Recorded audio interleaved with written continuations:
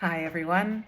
So, when I posted recently that I am just coming out of a 2.5 month dating relationship, the response was really high at wanting to know more about what has taken place and how this happened in a way that created this healthy dating experience for me. And this is especially coming from a person like me who tends to veer towards the anxious attachment style. And I'll be demonstrating a couple of times throughout this video how things were for me before and how they are now, and how the tools that I use as a love coach and now apply to myself, of course, have really been impactful in helping me get to a much more secure place, even in my dating life.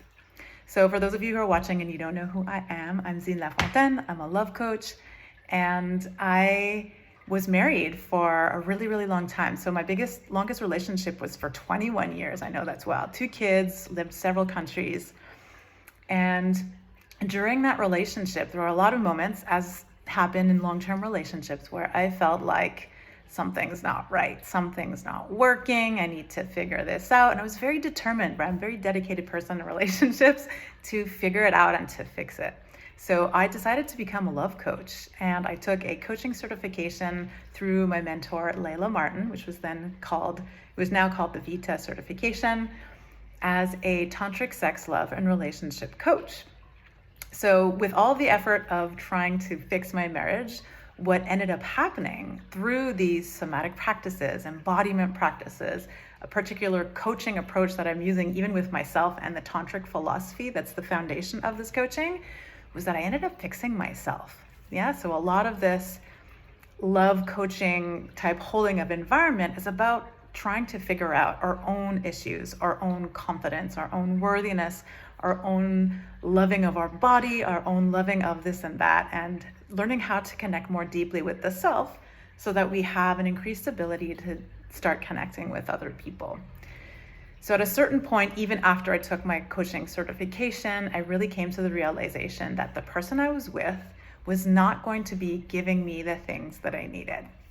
So had a separation, divorce 4.5 years ago now, and this was going to be the realization that this person that I was with was not available to what I needed in my relationship. And this was just the beginning of a string of a lot of people after the fact that were going to be in some way unavailable. So if you recognize that term, like I attract unavailable men, you will totally understand this video as well, because I've totally been there, and there is hope is what I'm trying to give you. So I think really the beauty of what I experienced in this most recent 2.5 month dating relationship, or entry into the possibility of a relationship, if that's what you want to call it, was that in a lot of ways, it was exactly the kind of experience I was seeking. Now that I look at it after the fact, it was the exact feeling and experience that I had envisioned in my embodiment practices and what I wanted to create in my dating life over and over again, in the tools that I do for myself on a daily basis and I give my clients. And this is who I attracted. It's somebody who had the ability to match that desire because I had opened myself to it. And so what that looked for is feeling, even though we weren't sure, neither of us were sure if we wanted to pursue this or not, right? And there was a certain life circumstance and off timing that made it that it was not likely going to happen, or there was a huge possibility that it wouldn't happen. We didn't know, but I still, during that whole phase, at the beginning, especially in the first couple months, felt really seen and connected, and I felt cared for. He was present and consistent in a way that I'd never experienced before in around dating, especially of like this style. And it was like one of those types of things where we would not text for certain days, for a certain amount of days. And I can tell you that the person of the past, if we weren't texting on a regular basis daily, there was something wrong. They must not like me enough. There's all these thoughts that would go through my head if you recognize that. That was absolutely the case. And over the last couple of years, through the practices that I do, I've learned to just enjoy my own life and enjoy myself enough to not worry about that, and that we can have a few days of not texting and not have a panic about it. But what really also secured that is my trust in his presence. I knew that even if we didn't text for a few days, he'd be there when I came back. It didn't feel like avoidance. It didn't feel like running away. It literally just felt like safe to be in a very fluid container like that, where we had our own lives, we had our own things going on, and we always trusted that we would reconnect at a certain point. And now I have to say that this particular relationship started with an immediate meeting of fire and chemistry. And so if you would have seen me in the past, I would have dove in like 100% right into that chemistry and wanted to like consume it and take it and do everything I can with it in the soonest small amount of time possible, right? Like wanting to see them every day, wanted to da-da-da-da. But I chose because I knew the type of lifestyle that I wanted, and knowing that love is something that grows over time, I didn't want to ruin this. I wanted to make it spacious and create time in between with periods of not seeing each other, sometimes for like a week and a half, 2 weeks, where there was that space to come back to your own body, to come back to your own life and reflect on what's taking place. And so this was, in essence, a slow burn for me, and I think for him as well, right? We weren't sure at the beginning where this was going, and it just kind of very gently and gradually increased in intensity and increased in connection. I can share, especially from someone like me who comes from a more anxious side of attachment style, how soothing it is to be with someone who is generous with their time, with their energy. Like there are some moments where he even anticipated when I might be feeling anxious about something and addressed it. Like mind-blowing. I don't even know girlfriends who have guys like that right now, right? And this is exactly the kind of thing that I was seeking to experience. So in essence, our body is always trying to make us heal, right? But we don't always experience it in that way. So sometimes when we are in a relationship and we're starting to interact with something really pleasant can feel unsafe. When something is getting really, really good, and because we've never experienced that before, the body can interpret it as like, oh, unknown, love equals danger, especially if there's a past with a lot of traumatic experiences, or where we're in a household where love could lead to abandonment or love could lead to danger. Then we can start to, basically without even knowing it, start to sabotage the situation. As soon as it gets good, start to sabotage the situation. And I want to say that I was actually really fucking proud of myself for receiving this, for seeing that I was at a place now where I was not sabotaging it and I was allowing myself to experience all the things that I wanted. And it was just almost so natural to me because I had taught my nervous system how to through the practices that I was doing over and over and over again. And at a certain point, as you do with the practices and as you experience in the actual real life relationship, once your body feels that that new feeling or experience is safe, then that is the new healing. And so it will start to take you to that healing place instead of trying to protect you from the old situations that might have equaled danger in the past. So what a beautiful, beautiful thing that is. Now, one thing that I want to mention and talk about is that the 3-month rule is actually pretty accurate. So you've probably noticed in the past, or even from people that you've spoken to, that around 2.5, 3 months, 3.5 months, this is when most relationships either make it or break it. They call it the make it or break it point, or for some people who feel the pressure of having to make a decision at that point, they call it the shit or get off the pot point. So it's actually quite accurate. And why? It's because we really get to a tipping point at a certain point in that phase where things start to get real. You know, at the beginning, everyone puts their best foot forward. You kind of tend to like put on your best face or whatever, even if you're a very casual person or very down to earth like me. And this person as well, you're still like not going to show your worst things necessarily, right? But the character of the person starts to come out at a certain point. And so I actually really love, I can't remember who said it, but this dating concept of you choose your partner based on the challenges that you can handle, as opposed to just the checklist of all the things that you want. That exists, of course, but I mean, to be honest, half of that shit can get tossed around when you fall for someone that just works on certain levels and where you can handle the challenges that they bring to the table, even if it's uncomfortable and like really fucking hard, they are the types of challenges that your personality type can handle. So there's always a tipping point that starts to take place at around the 2-3 month, maybe sometimes 4 month phase in the dating. And this depends on how often you met, right? Of course, so this can vary tremendously depending on how quickly people attach, how people get comfortable, where they are in their life, where they can allow that or not. But it really starts to appear for the majority of people within that time frame.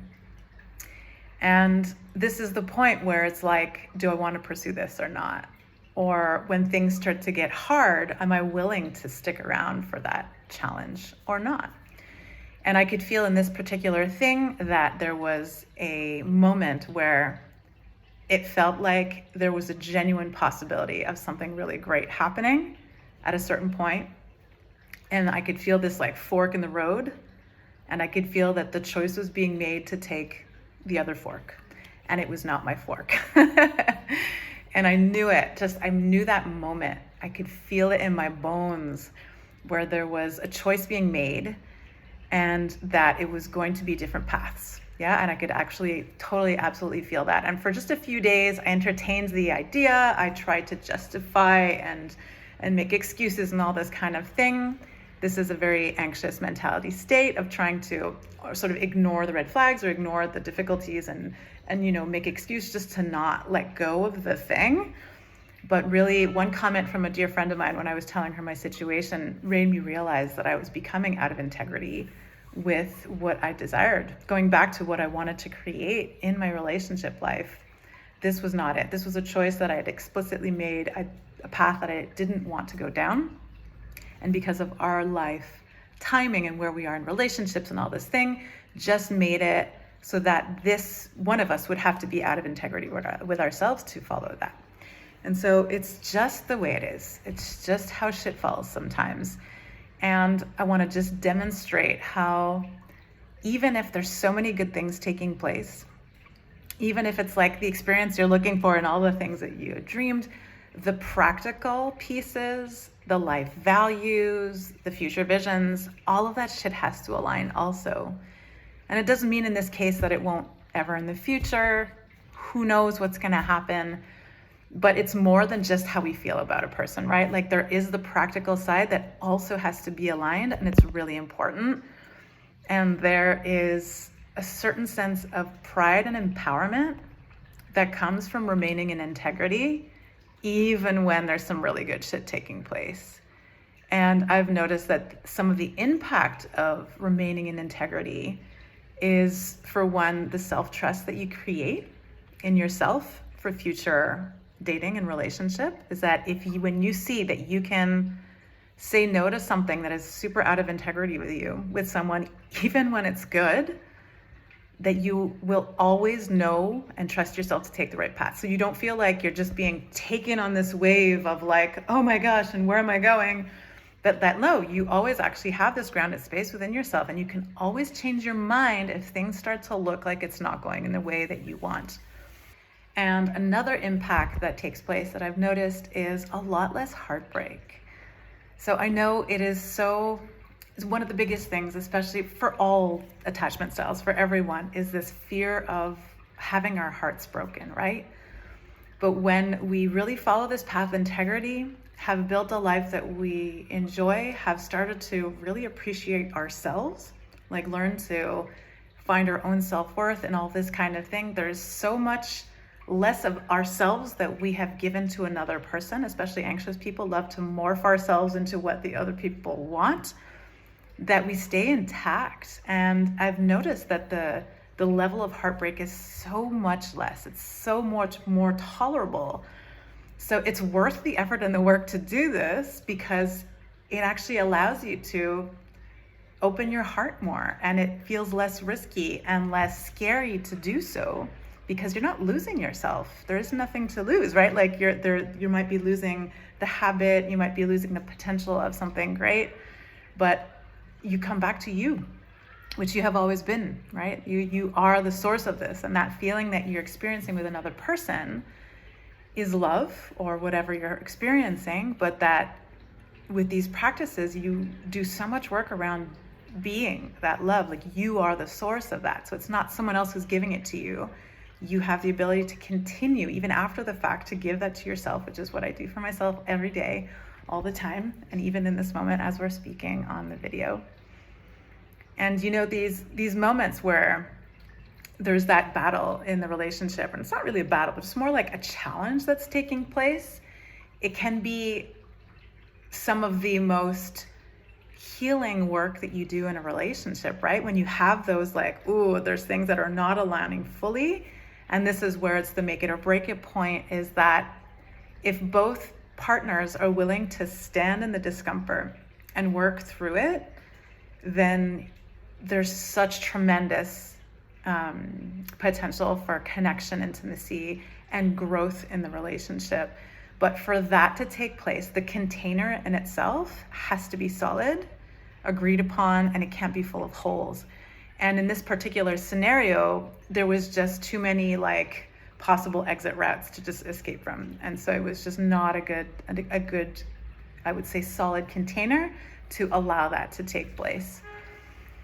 So after all is said and done, and after doing all of the work that I've done and come to this place of really feeling like this was genuinely a healthy approach to dating, I'm proud of myself. I'm proud of the people I'm attracting. I'm proud of my experience. I have so much gratitude for what I've just experienced, even if it's not exactly what I wanted. And of course, this was not perfect, right? There's a lot of shit that like, I was like, is this gonna work for me or not? This was not 100% perfect, but there was a lot of really good points that I knew I wanted. And I knew I had created that space in myself to attract and to actually experience. It's like I've created this puzzle hole that someone could recognize and fit and be like, oh, I see you in that. I can do that. And that takes work. And so after doing this work, I can feel confident that I don't have the tolerance that I used to for unavailability. And it no longer feels like, because I know when you're in that anxious state, someone who's unavailable almost feels exciting. There's almost this mystery that you're like, ooh, I have to solve this mystery and figure it out. And now that unavailability to me feels like drama, feels like exhaustion. It feels like something that would not be helpful for either of us. Like, it wouldn't serve either parties to connect with something that is just not possible. And the funny thing about this is that we're not taught these things in school. So we just assume that I should be good at love. What's wrong with me if I'm not good at love? What's wrong with me if I'm not like perfect in relationships, or I'm having all these issues? But this is the same as nutrition, as going to the gym, as anything else that you're learning, your career.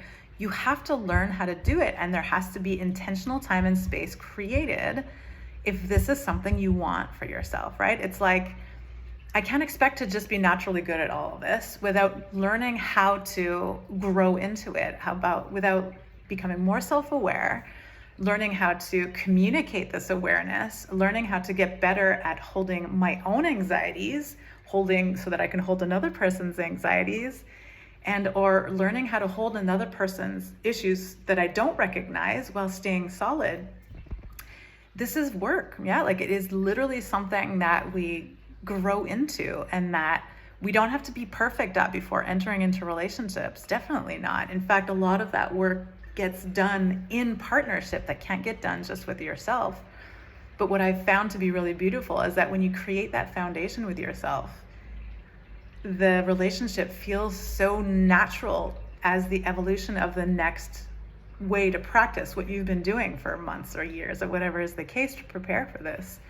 So it's just an opportunity to really open your nervous system and your body and your brain and your heart to knowing, number one, that this is going to happen for you, and how to hold it. So you know you're not going to go and sabotage it when it does happen. And when the really good shit starts to happen, you're not going to squash it out of like panic of like something good's going to happen, which is something that happens.